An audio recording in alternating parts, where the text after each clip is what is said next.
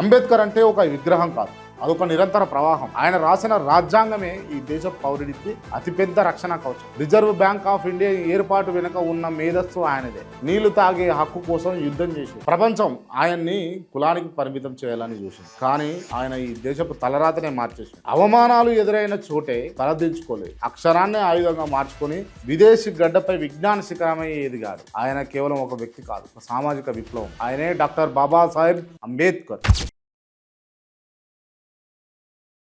చాలా మందికి ఆయన రాజ్యాంగకర్తగానే తెలుసు, కానీ నేటి భారత ఆర్థిక వ్యవస్థకు పునాది వేసిందే ఆయన. రిజర్వ్ బ్యాంక్ ఆఫ్ ఇండియా ఏర్పాటు వెనుక ఉన్న మేధస్సు ఆయనదే. నదుల అనుసంధానం, విద్యుత్ గ్రిడ్ల ఆలోచన ఆయనదే. నేడు కార్మికులకు ఉన్న 8 గంటల పని దినం కూడా ఆయనదే.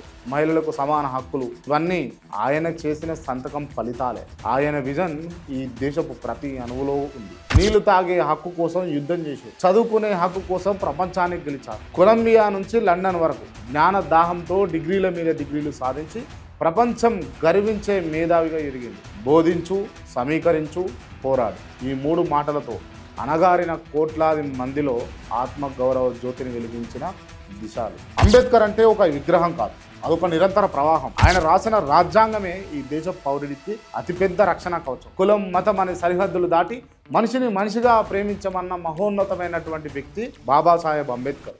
సూర్యుడు అస్తమించవచ్చు, కానీ అంబేద్కర్ వెలిగించిన జ్ఞానదీపం ఇప్పటికీ ఎప్పటికీ ఆరిపోదు. జ్ఞానానికి నిలువెత్తు రూపం డాక్టర్ బాబాసాహెబ్ అంబేద్కర్.